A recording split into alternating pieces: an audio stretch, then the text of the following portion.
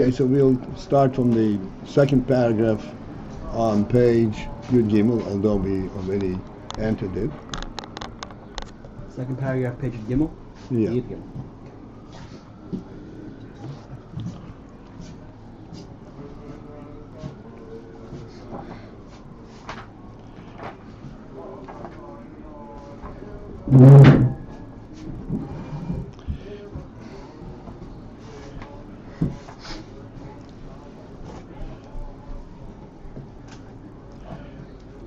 One thing that we should take along from what we learned thus far, the term pe-ulat hagilui, which we spent a lot of time and regurgitating, is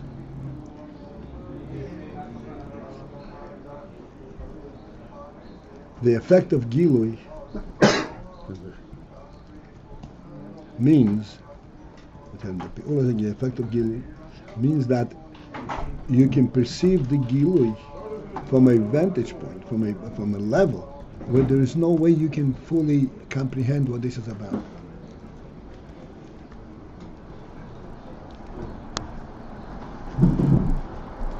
What is the power behind it?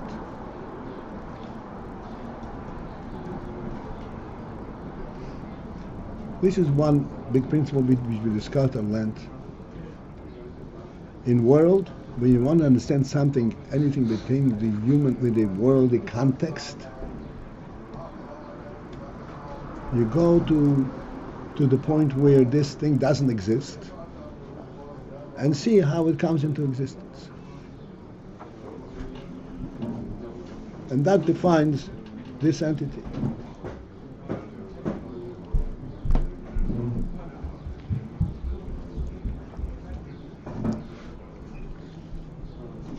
But when you come to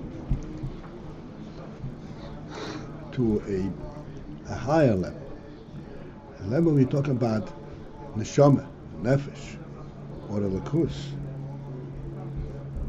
there to relate and to understand that reality is in a completely different manner. And now we'll go back to our common motion. You understand what a table is on a physical level. A table is a board with 4 legs, which is put together with nails and screws and whatever it is. And furthermore, you can even go a step higher. A table is a keli that enables you it gives you a comfort, eases your need for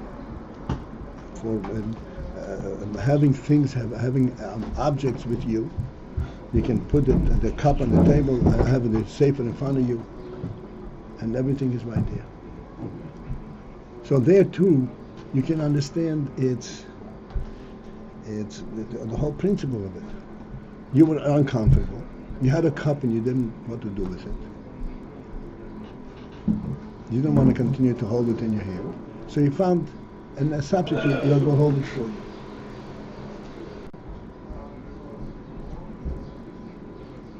This is how things occur on the worldly arena. This we can fully understand.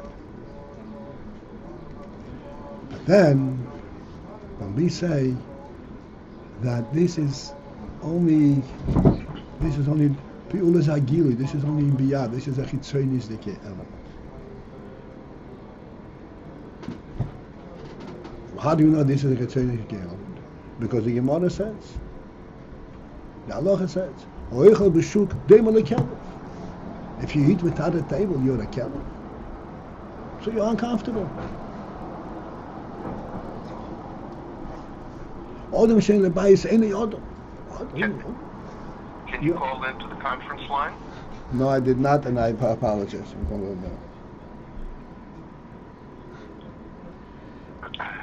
I have to replace my phone because it doesn't alert me when I get a message.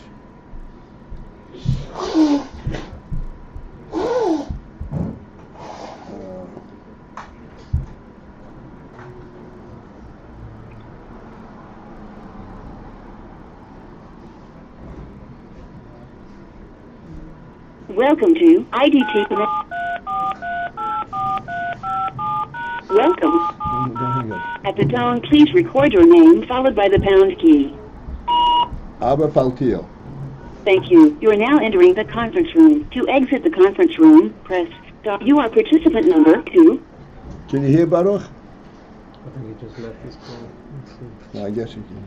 Because Yes, my this is phone fine. had- Thank you very much. Okay, Thank I you. had problems with my phone this morning. Okay, perfect. So when you go to a truer level, so to speak, you say, Eini Odom, Deimeli Kelef. There's a human quality here that is not related, it cannot be interpreted in terms of comfort and ease of use. As a matter of fact, many people don't. You tell them, "Hey, this is like Deimeli Kelef." They look at you like you're from Mars. What do you want from me? I'm eating, and it could be even kosher food. What do you want from me? So you tell them, you walk around and you hold the plate and eat like this. It's not becoming for a human being. So, I don't know, leave me alone. I can't even relate to what you're talking about. Why? Because in the worldly arena, it really does not lend itself to understand. There's nothing to grasp. There's no starting point. What makes it this human, this not human?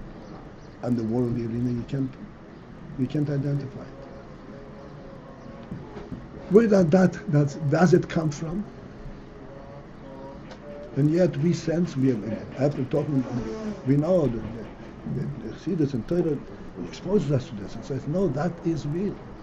Where does that come from? It comes from the fact that the human being is a godly creation. He hasn't developed from not being into being. He hasn't developed by practice.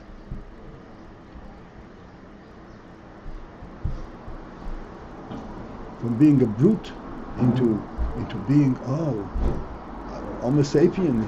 He learned how to use a hammer.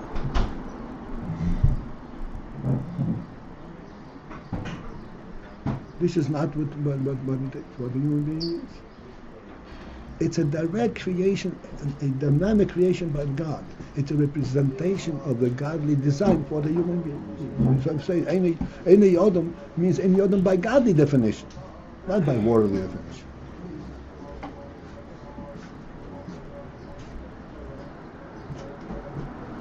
Where do we come to relate and speak about godly definition?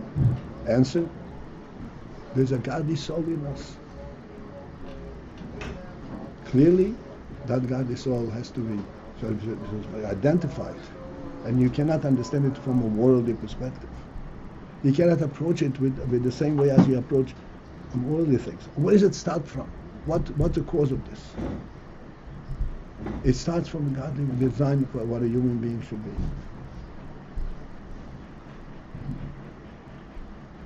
As the Torah says, the human being is not a beneficiary of the world.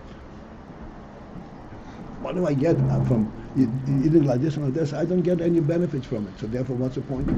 The human being did not come to be a beneficiary of the world. The human being came to be the benefactor of the world.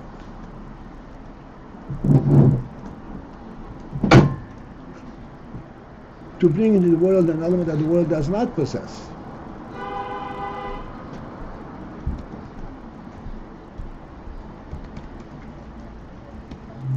That is a completely different arena.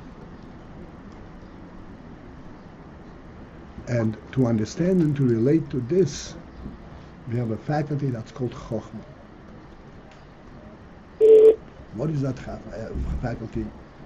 Chochmah is very elusive fact about it, but it's from having begun from this point, Chochmah means that I can relate and see the truth of something which I don't have to be proven. It doesn't need to be proven to me. Proven means it's not here and it is here.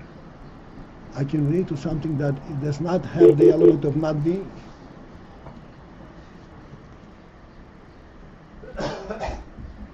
And yet, I relate to it and I see it.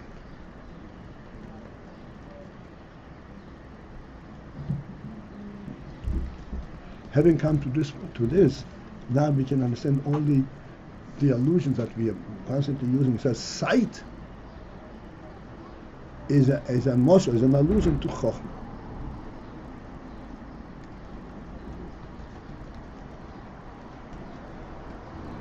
Why? Where is the similarity?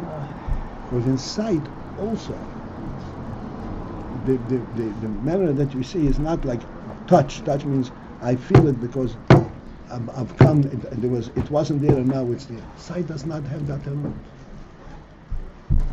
I see it only because it's there, not because it was not there a moment ago. Sight allows you to actually identify, yes, there is truth. Truth means it's always there.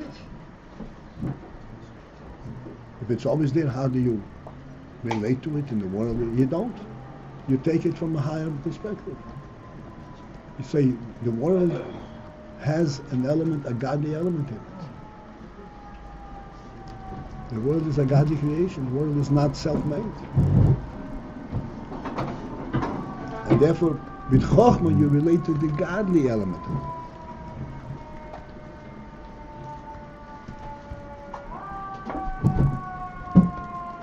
This is initially Atzilus, and this is what Atzilus supplies, so to speak, for the world in a much reduced manner, but ultimately it has that effect. But there is oir in the world. Not oir means. I'm not going to go back. I think that was sufficient at this moment. So now we'll coincide. And this is the meaning when you say Atzilus is a mamutza, an intermediary between Eir Ein Sof, Hamatzi. Eir Ein Sof means what by definition? There is no moment where it's not.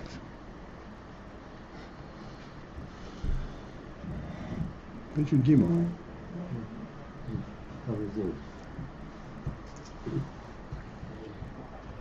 It's Eir Ein Sof.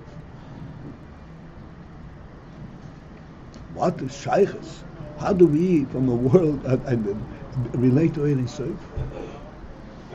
We can't directly, but Atzilus provides that intermediate stage that allows us to have a hagilui Ayin Sof. To what extent?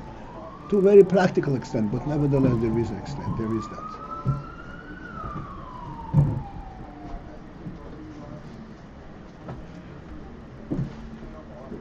Ayin Sof Hamatzil. In other words, there's two things. There's world, and that means it came into being, and there's Lakus, which means it was always. Ayin Sof Hamatzil. Matzil means the one that creates this emanation.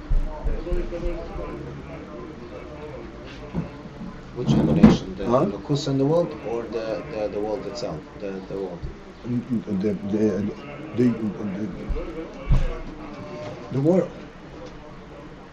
Because Atzilus has the quality that it's Atzilus. It's not a Nivra, it's not a creation, it's an emanation. Therefore, the Atzilus, there is a sense of the Matzil, because emanation is directly related to the source of it, not like a creation, a creature, which is a separate entity. An emanation is a direct connection to where it emanates from. This is why it says, and what is the effect of that? So that there would be hagilui Ayin Sof ba'olam. So there would be a hagilui of Ayin Sof. Okay, now that we have identified a little bit, a hagilui of Ayin Sof. How can it be hagilui Sof in Olam? It's an anomaly. The answer is it's in a much reduced level. Nonetheless, the world still is privy to it.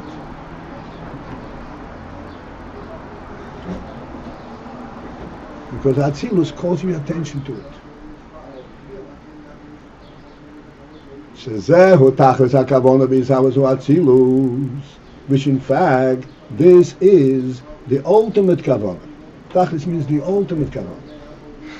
There's an intermediate kavona, and what is it ultimately? What is it for it ultimately? B'gdei sheyeh hagilui elokus ba'olam. So that there will be elokus, not that there should be a world. There should be hagilui elokus ba'olam.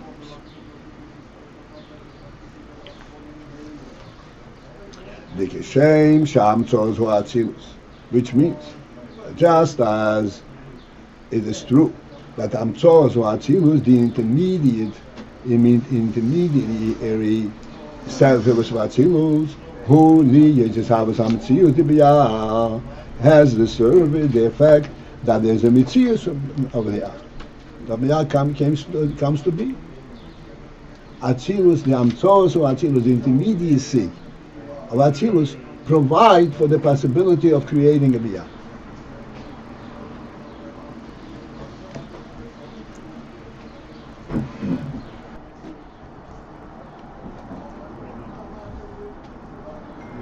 Kmoike, likewise, Tachlis hakavono hapnimis Atzilus, the ultimate intent, the pnimis. Pnimis means the concealed.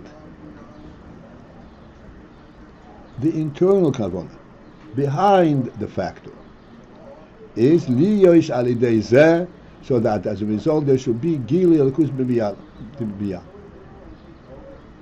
There will be gili elkus in biyah, in brio yitzirasi.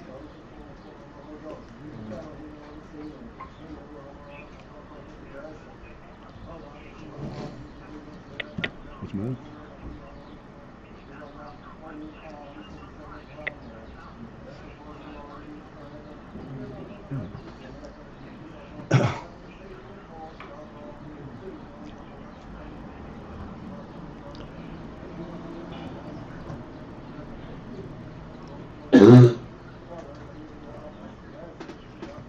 All right. So this is going to be elaborated a little bit, and when we come to a point where we have to discuss, fill it in, we'll do that. But in simple terms, it means this: Dulolei ho Atzilus, that if not for Atzilus, loy hoyinu yoidim klal inye hoyresef, then we would have absolutely no knowledge of the union of hoyresef.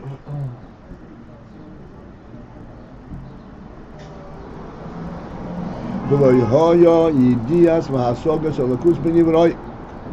thus, by the Nivroim, there would not be any knowledge or comprehension of Elokus.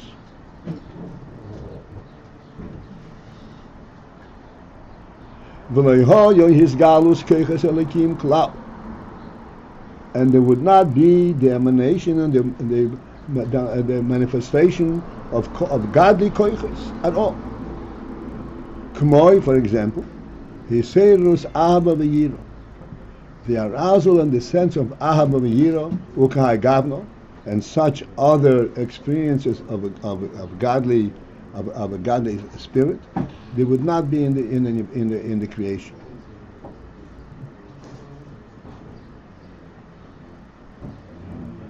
Validei ho Atzilus, but then as a result of the Atzilus and through the Atzilus,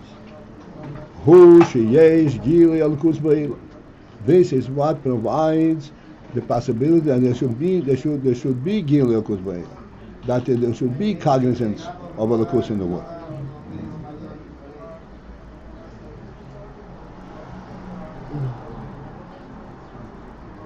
Two more lines and then we'll stop on that. Rabbi Paltiel? Yes, sir.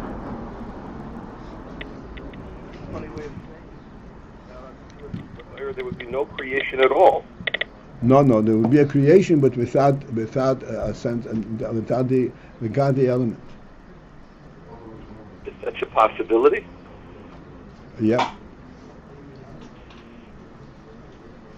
How could there be a creation without? How could there be a creation without the godly element? Without the cognizance of the godly element. Without the cognizance. Yeah. In other words, it would be there, but there would be no way that anything in the creation would be aware of it. That's right. Okay. You shouldn't be wondering because The whole scientific world is based on that principle. That Atzilus, everybody would be scientists. Everybody would be as dumb as a scientist is. So you would come to the conclusion that the world created itself? Yeah. But even logically, that's a ridiculous. What? Even logically, even for Goyim until today, that's also a ridiculous notion. It's like By different logic? Proof. Fact. What else did it come from? Made it so. How did the whole world fall for it? It's a lie that they constantly... Forget about the world, the human being, life itself. Life itself is nothing but some kind of an electronic reaction, spark.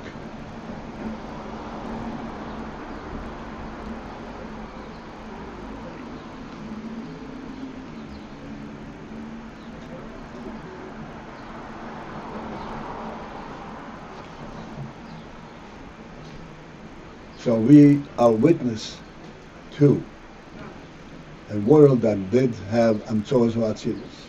Not only that, a world that had Matan Torah and Gilui Elokus. And yet it reverts back to its pagan state of mind, and that is what it accepts as a truth.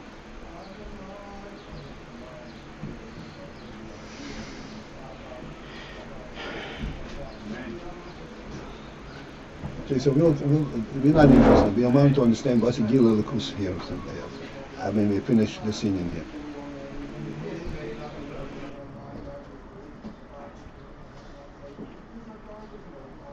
It looks like the Rebbe Rashab is saying without Atzilus, there would not be the Ishavus of the Metzius of Biyah as well.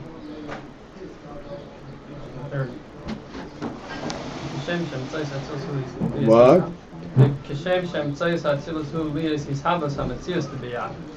So without Atzilus, it looks like we wouldn't even have... That's true. But you can have his Galus Atzilus, his Habit Abiyah without Gilui Elokus. Even after the world is created. If not for Atzilus, we would not know the Inyan of Ein Sof, and Asok Elokus Ben Yivroim would not be present. As I said, let's go through the presentation and then we'll try to speak of it from our vantage. There would not be a manifestation of godly koiches at all. Such as the awakening of Ahava v'Yirah. Just for a moment, I'll stop here. Ahava v'Yirah, because this is something which is so commonly referred to, and we don't realize the phenomenal significance of these words.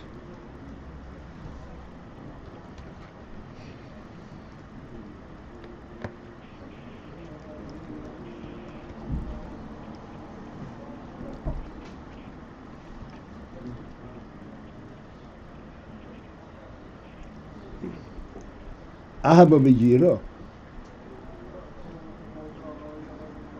is not a personal, a human reaction.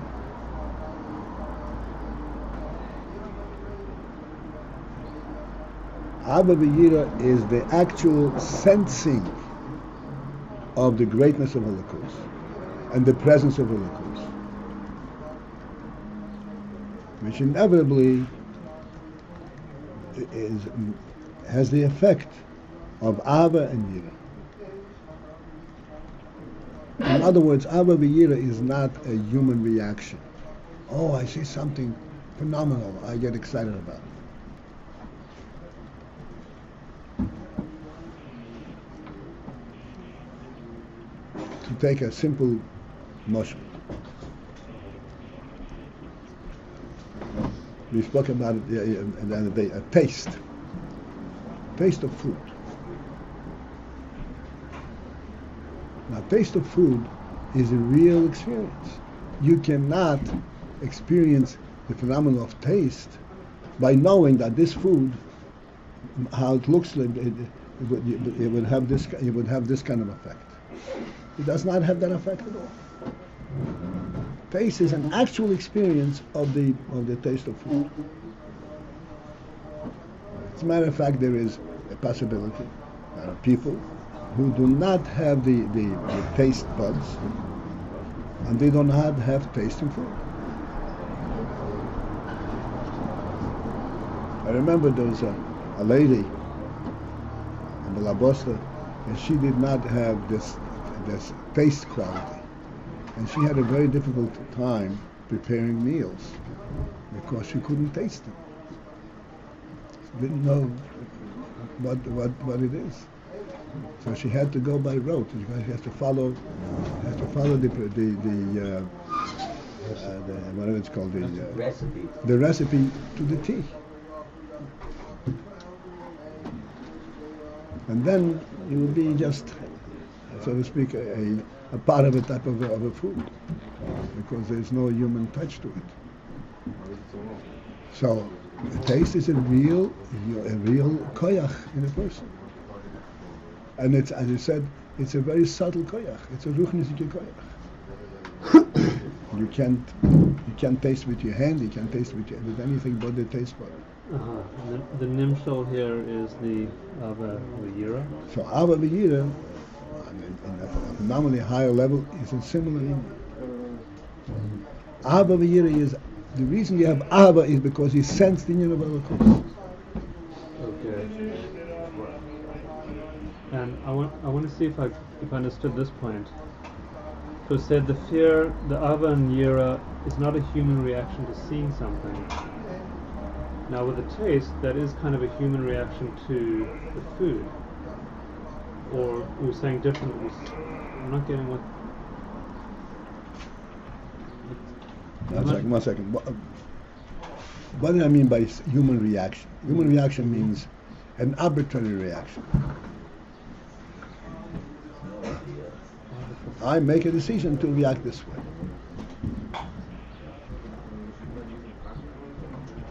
Or if we use the mashal of food, so this food is spicy, so you don't make a decision to react this way. This food elicits a certain response. That's right. Okay, so not a response. You feel the food itself. Okay, good. It's not independent of food. You feel the food. Oh, it's a direct connection to direct the connection food. Because you have that sensitivity. Okay, and so too, on a much higher level, much different level, the Ava V'yira is a direct, real. Okay. This is what we are saying all the time. We first come into this. What we're saying at this moment would be helpful. Sight is not a reactive experience. Not reactive. Because sight, you see it because it's true. Okay. Because it's there. Not because there's some kind of interaction between you and the object that you see. How would it be different? How would we say that sight is a reaction? What would be that? Oh, again, let's go back to our friends the scientists. They say that sight has a process. The process is light hits an object and it reverberates. The object deflects the object, the light. That light hits your eye, and the eye has a retina which is sensitive to light. And then, once you get that sensitivity, the brain jumps in and interprets what this light tells him. There is no direct sight. And in that respect, there is absolutely no difference between sight or touch. Touch also, you touch this. And so you feel a certain coarseness. The brain tells you this is coarse.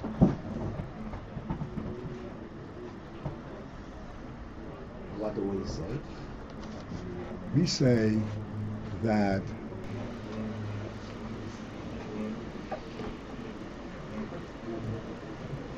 sight is the result of our ability to relate to a godly level of truth.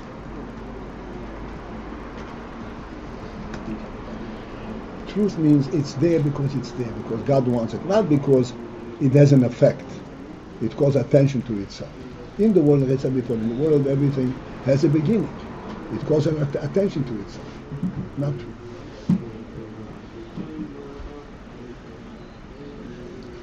The light deflects itself from the object? No. There is, as we say all the time, oil is yoin. Yoin means that there is no way that he couldn't see it.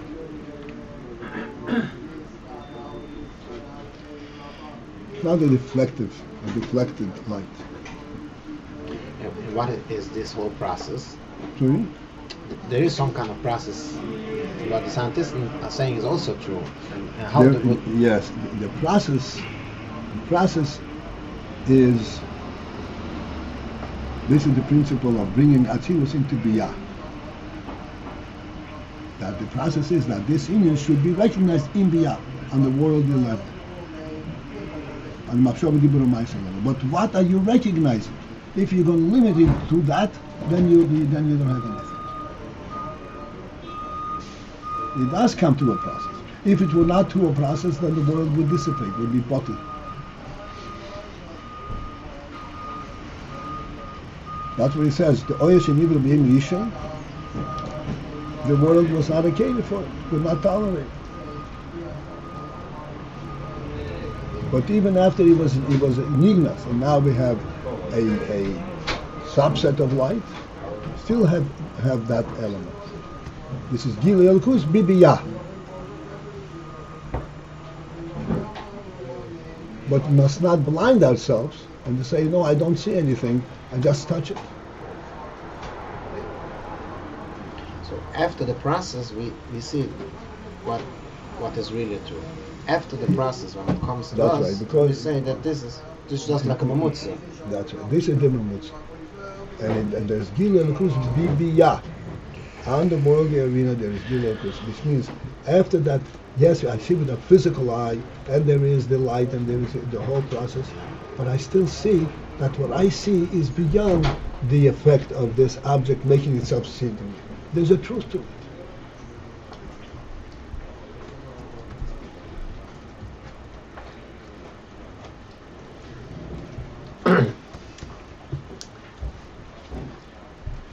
Go ahead.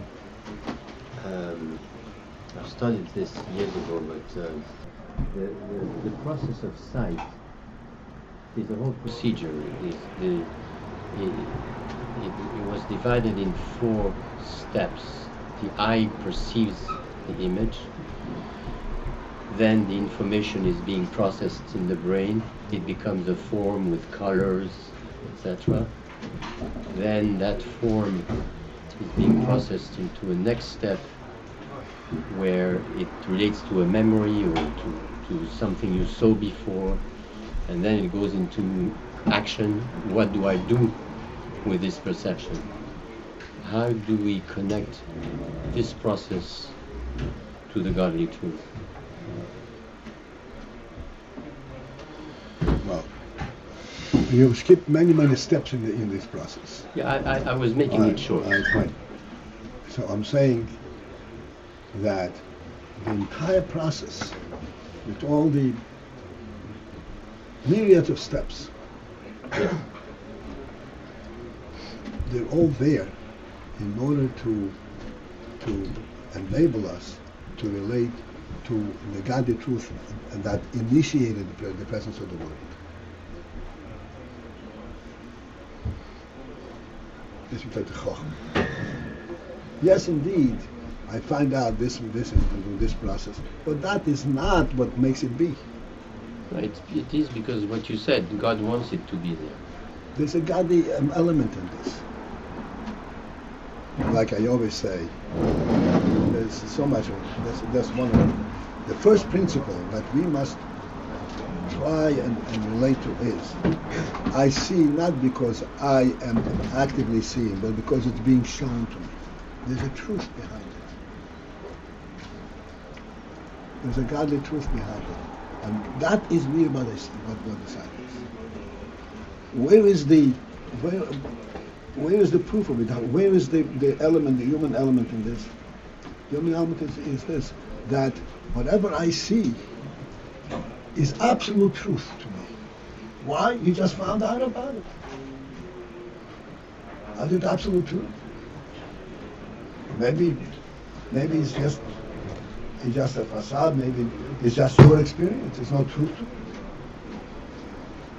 But we know that what I saw, that is absolute.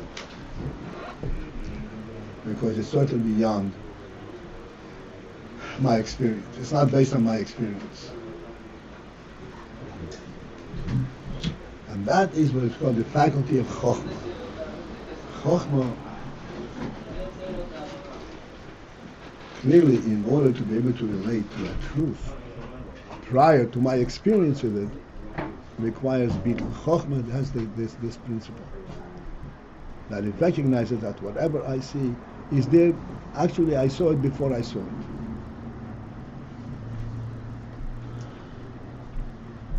And to complete this discussion,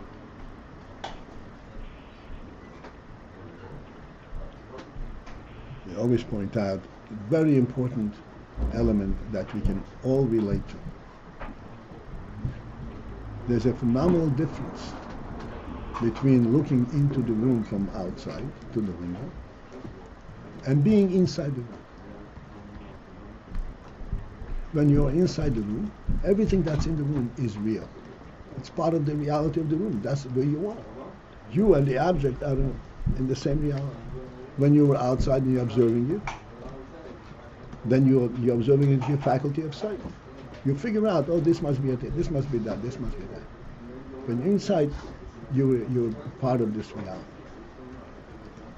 Let's understand, based on this, the difference between how we know things in Chochmah and how we know things at the lower koiches is exactly that. Chochmah is bittul, which means Chochmah experiences the actual reality into where a person is present, in the reality of the world that the Eibusher created. He does not know the world by experiencing it. He is part of it. It's part of that truth, and that initial truth itself.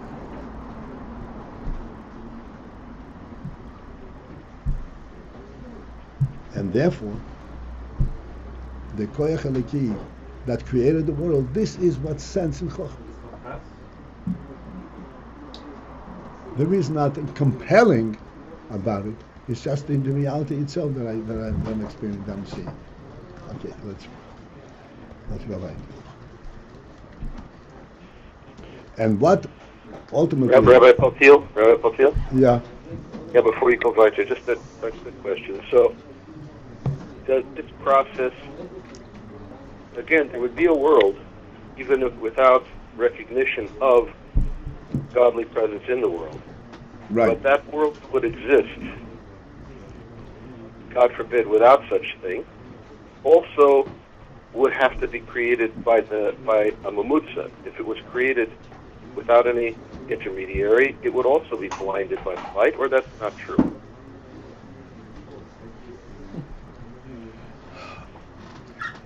There are two types of mamutza.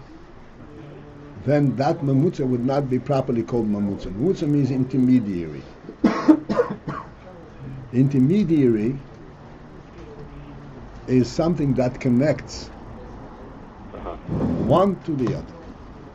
So this would be a mamutza that's mafsik and not That's mafsik. That's right. There will be no connection between the source and the result.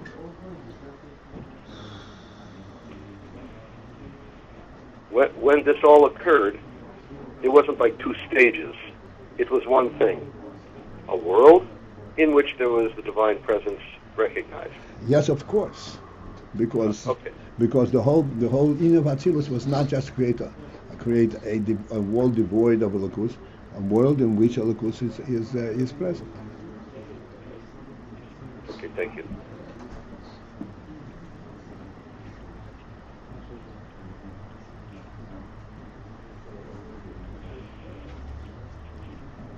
The Alter Rebbe expresses in Tanya this principle in very simple terms. That if you give any kind of gift, any kind of a service to someone secondary, somebody outside of yourself. If you give it to a friend, you look him in the eye and give it to him.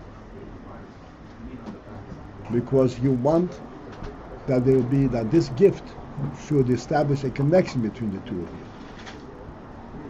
He wants to be connected to you and you want to connect to him.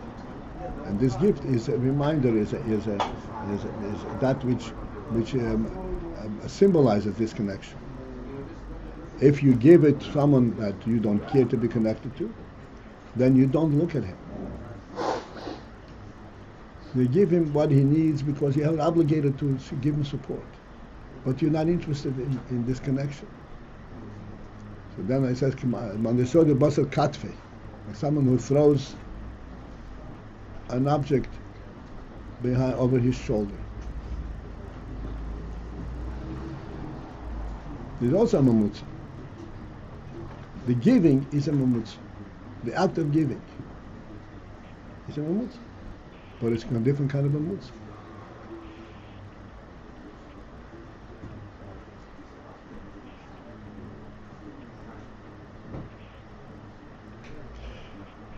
Okay, let's go back inside. As a result of the Atzilus, this is what provides for the possibility of Gili Elokus Bo'elam, that Elokus should be revealed and recognized in the world.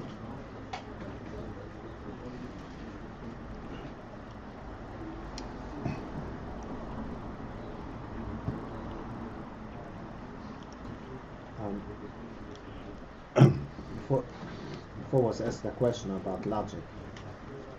We have proof in the world that there's an Elokus in the world because of logic. Because it doesn't make sense otherwise. No. He asked the question before. So the answer was that logic is not compelling in whatever the way it should be is through Gili. Logic is compelling on the world level. It does not connect to godliness.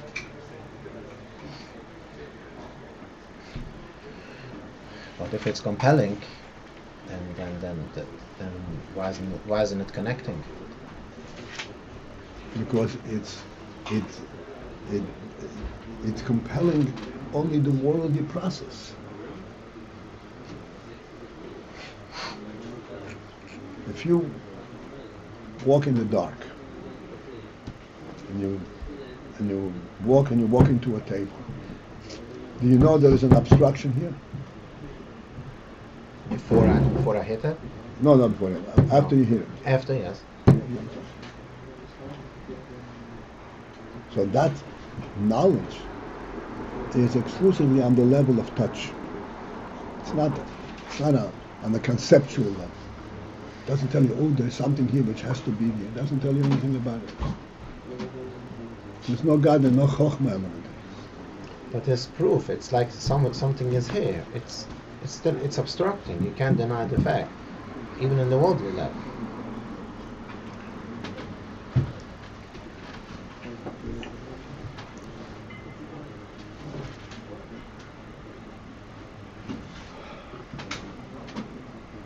Okay.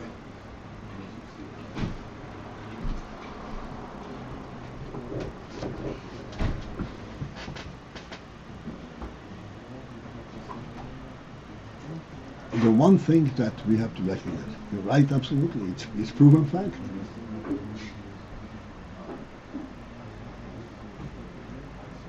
Is that what we call human knowledge? That kind of proven fact, there is no distinction between the human being and the dog. Or how? The dog also, when it runs and it hits a wall, it knows there is an obstruction. The human being was given a neshama that has intellect, that has seichel. And what is seichel?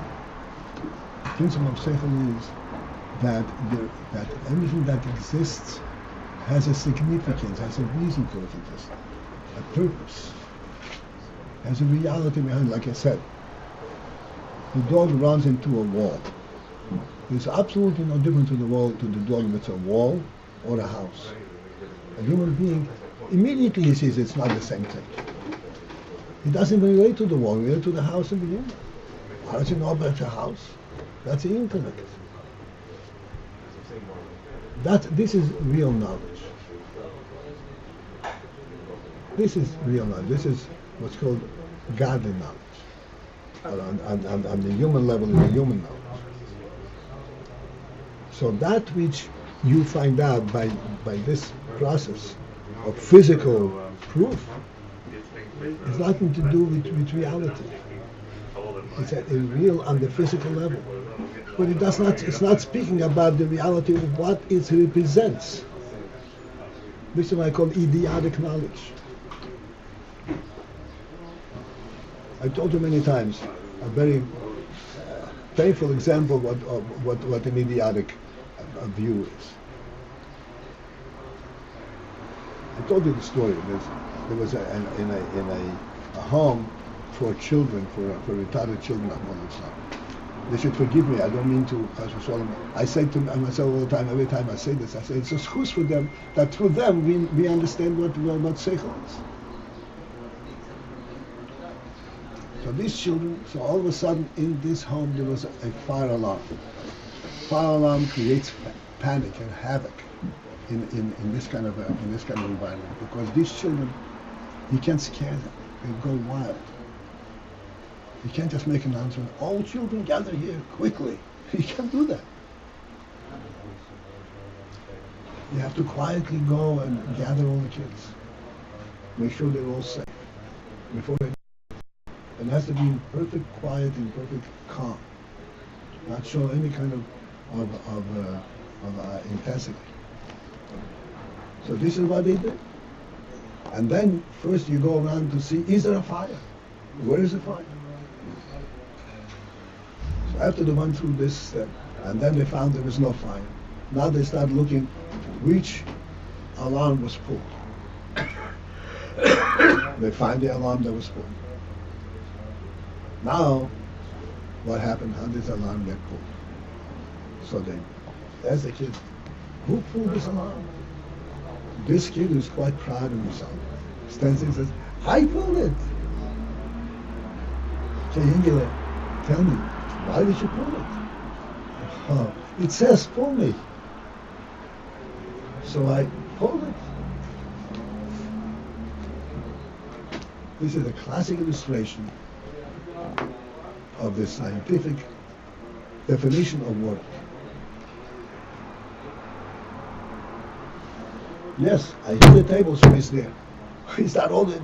Is that all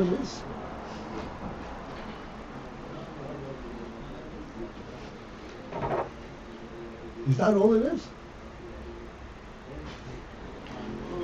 What about the Spurim which talks about proof? Sorry? What about the Spurim, the old Spurim which speaks about proof, logical proof? All logical proof in Spurim is not worldly type of logic.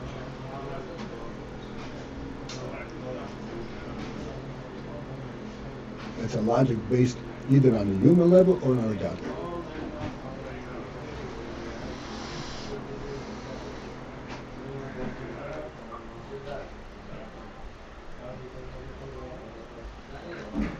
Shnayim ochazim b'talei, I always use this. Now you go and you divide it on what basis? Prove that you made it. Prove it.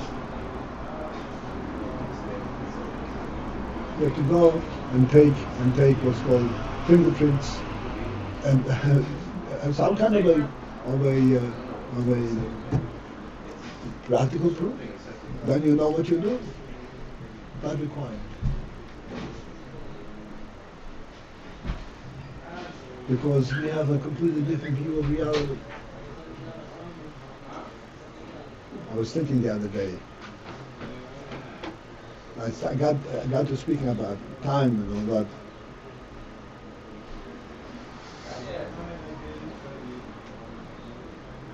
And the Torah There's a day, there's a week, there's a month, there's a year, there's a Shemitah, there's a Yovel. Nothing beyond Yovel. Yovel is called eternity. Yovel is called eternity in the time. Yovel is eternity. Is that the end of time? So as we always explain, just as in terms of space, if you give a human being a home, the Empire State Building should be his personal home. It says, I can't relate to it. It's out of whack. Time is also something which the Rebbe designed for the human being. A week is something that the human being can relate to. A day, a week, a month, a year, 50 years. That's eternity. Beyond that, you go outside of the world as the Rebbe presents it to you.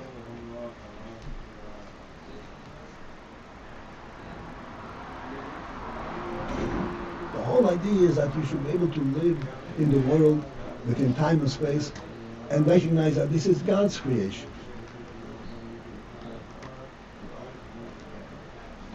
Then you have the real.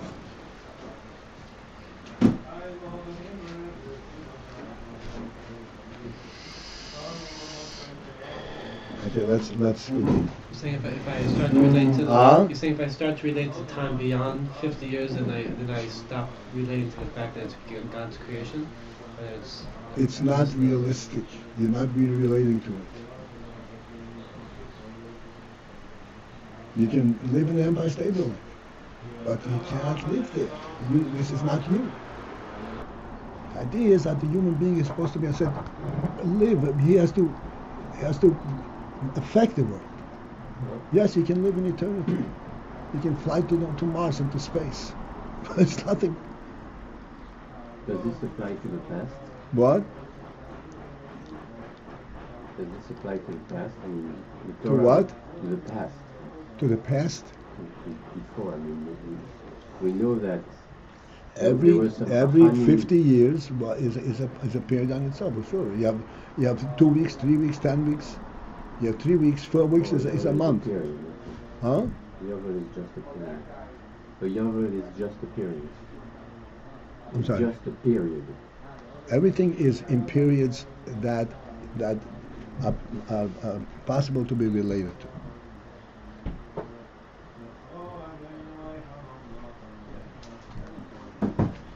So when you say Torah was given 3,000 years ago, it's about to count in periods of Yovel? Yes.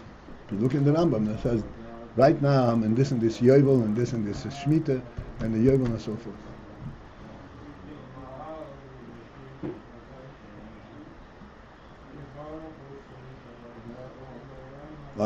This is a separate Indian completely.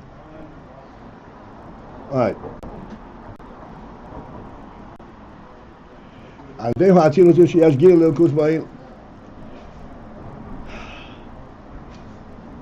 Because of Atzilus, this is why there's Gilel Kus B'Yeilom, because Atzilus is oil B'Kli, and therefore this oil comes in some kind of a presentation through the Keli. B'Shoyresh HaHamshocha hu Mibchinas Chochmah. B'Shoyresh HaHamshocha, the root of this Hamshocha is from the aspect of Chochmah. What does that mean? So he goes and says like this: vezeh-hu, and this is when we say the meaning of when we say Chochmah hi reish is hayishtalshelus. Chochmah is the starting point of the ishtalshelus.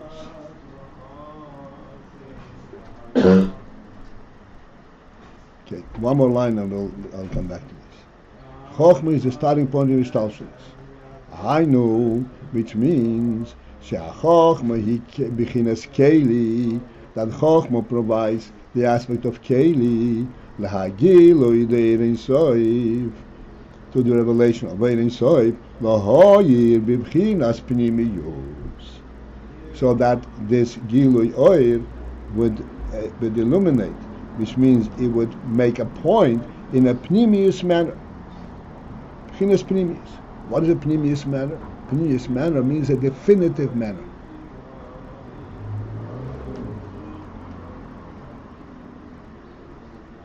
Essentially, like we said just now, if you have an Empire State Building as your personal home, it doesn't fit.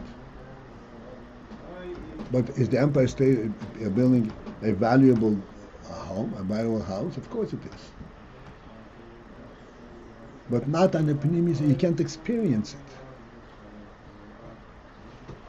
it. You can't experience it. Same thing is, beyond 50 years you can't experience, but time goes beyond.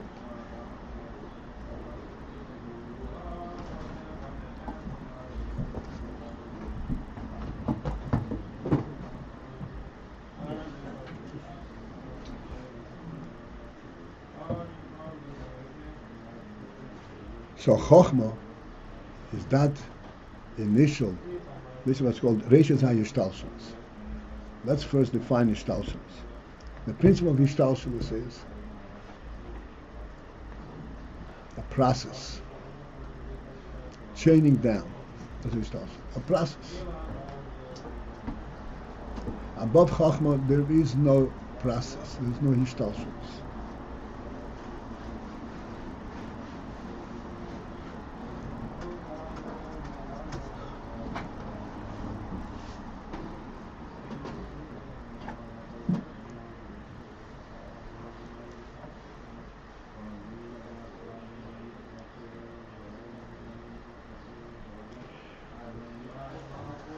Why is Chochmah Rishon Ishtalshelus?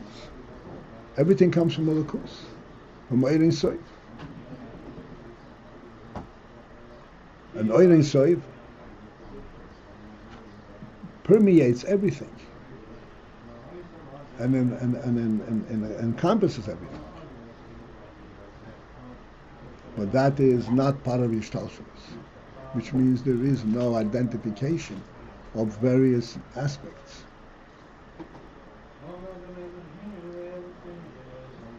You know that there will be identification of various aspects. And here is the important point. Chochmah is the beginning of Ishtalshelus. But the principle, the great accomplishment of Chochmah is not only that it conceals the Ein Sof. The great unique of Chochmah is that it reveals Ein Sof in a Ishtalshelus manner. This is what vezeh-hu.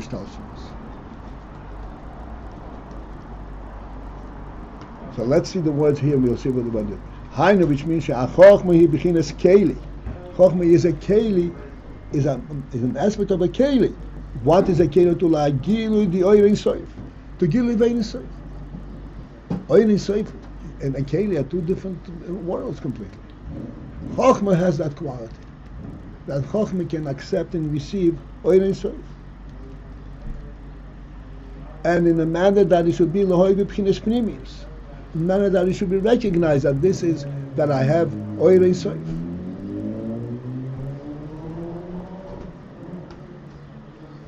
This is Chochmah. It sounds almost like an impossible thing to achieve. That's right. And it is impossible to achieve. And therefore the primary ingredient of Chochmah is beetle. Beetle is pshat that it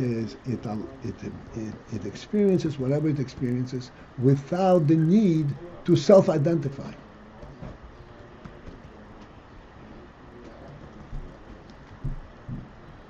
This is what it is, this is what it is. Therefore it can be a keli to the Ein Sof. Self-identify here meaning evaluate or comment or compartmentalize, just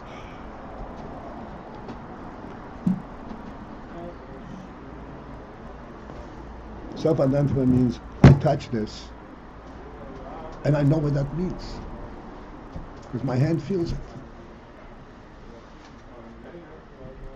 I know what it is because I personally experience it.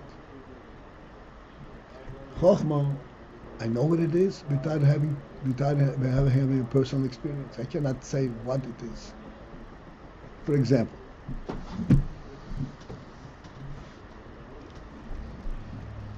we all can see the sky.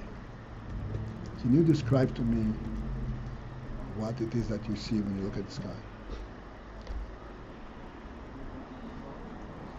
Let's try it. And yet we see it. Not only do we see it, this is the basis of everything else that we see. In the truth, as a human being sees things, not like an animal. He sees it against the sky. But what is it that you see when you see the sky? You can't define it. Despite that you can't define it, but you still relate to it. It's still the reality in which you exist, in which you live.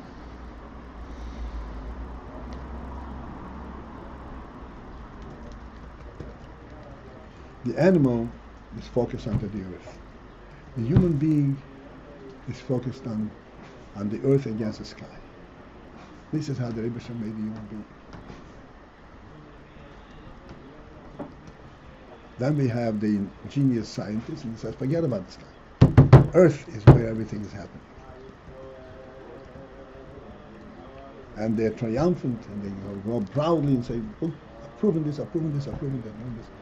And all that they have proven is that they have a lifeless world. A meaningless world. And they say, look, it works without meaning. It's not terrific.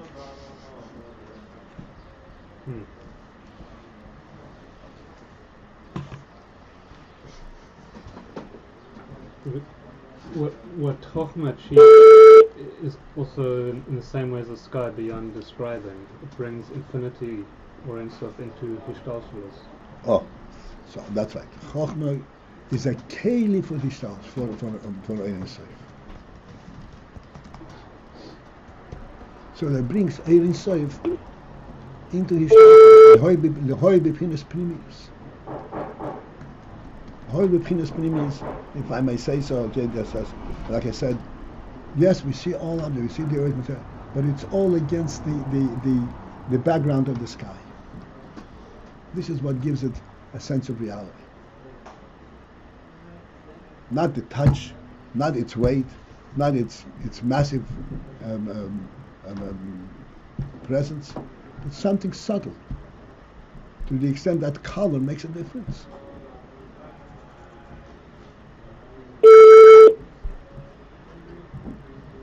So, right. So that there can be a keli for Ein-Sof is kind of amazing, and that it can impart anything into Seder Hishtalshelus is also a wonder. This is the principle. This is that's why we said the primary ingredient of Chochmah is beetle, but not beetle of self-effacement, of non-existent. Beetle means, the best way to put beetle is like a Talmud who is listening to his Rav. The Gemara says, Talmud is listening to his Rav. He's listening, and he has to be an intelligent man to be sitting on this shir and listen to it. At the same time, he is not passing any judgment. And whatever the Rav says settles itself in his mind as the absolute reality, as absolute truth.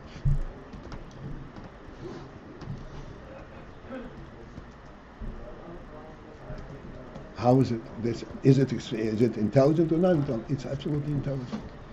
But this is the Rav's words reach into his power of intelligence. It is not intelligent by his personal scrutiny. It's intelligence by the intelligence that is inherent in his neshama. This is how the Gemara says that. A Talmid Yoshev Lifnei Rabbi. This is why, by learning from a Rav, the Talmid can grow indefinitely, beyond his initial limit. Because the Rav reaches in and gives him an opening to his koyach chochmah way beyond that he would be able to reach on his own.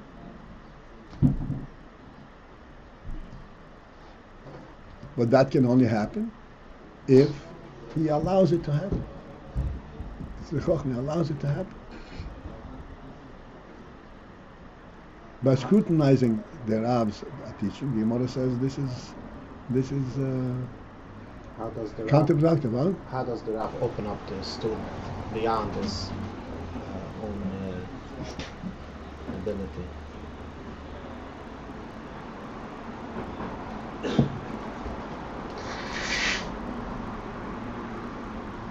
Well, there are many things that the Rav does. First he brings it and student closer himself, and then he presents he starts from the student's level and asks questions. But questions that the student wouldn't ask on his own. But it's a question.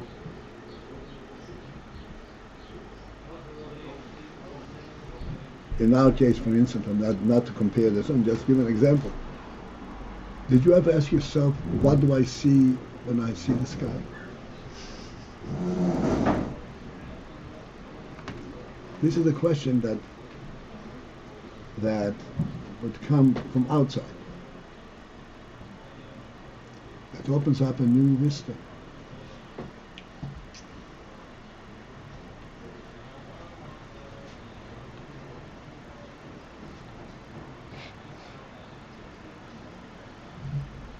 All right, let's continue. Okay, so like you said, this is a phenomenal statement. Chochmah is an aspect of Kele. That's why Chochmah is Reishet HaHishtalshelus. This is why Chochmah is Hishtalshelus. It brings Ein Sof into her worldliness, into Hishtalshelus. Chochmah is beginnes Kele hagilui de Ein Sof. For the Gilui Ein Sof lahoye beginnes Pnimius. This is the Pshat Gilui Ein Sof. Gilui Ein Sof, as we said before. Gilui Ein Sof means that the Ein Sof is the effect of the Gilui itself, not the presence of Ein Sof. But Gilui Ein Sof. Gilui Ein Sof is a different thing. The effect of its presence. Like pe-ulat are Gilui.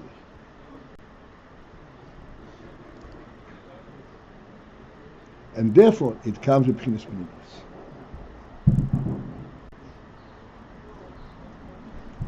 Like we said the other day, you sing a nigun, the nigun is beautiful. The experience of the nigun is in your mind or in your heart. What carries the nigun and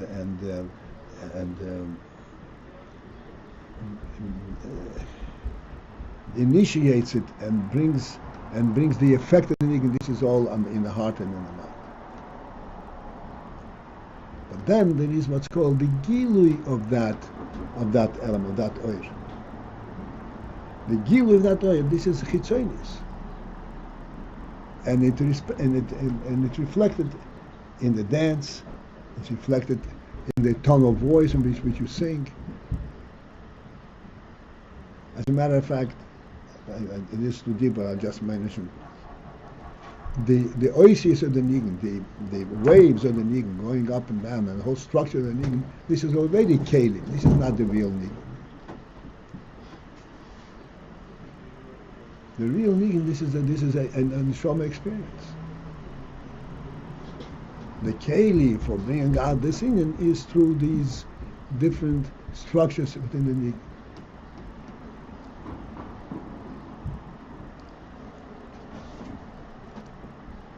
There's a nigun without the voice. No, there could not be, because the whole idea is that they have to have a keli. But But when does that come out this way? When you feel the oil inside. What is that oil? That oil is oil nefesh, ahava v'yirah. That's what's meaning. That's an initial thought. And hagilui oil. And then that expresses itself on the hagilui oil, in the form of an hagilui. All the way to biyah, where it begins to clap and dance. And the hands totally don't understand what they're clapping at.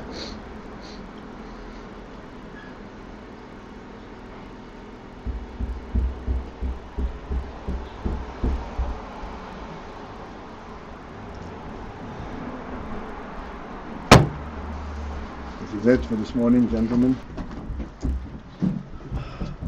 I told over the story. I told over that was said by Shi that the Friedrich Rebbe came to America and he saw that people when they ask, "Hello, how are you?" they don't mean it. So someone told me there is a lady, an autistic lady, who gave out a book. She's still autistic, but she knows how to write. And she said the autistic, the main problem, the main thing of them is they're not in tune with the environment. They live in their own world. So she was used when a person asked her, "How are you?" and she gave a whole drasha how she is, and so they learned her that's not so. When someone asks you, "How are you?" you say, "Okay," and then you ask that person, "How are you?"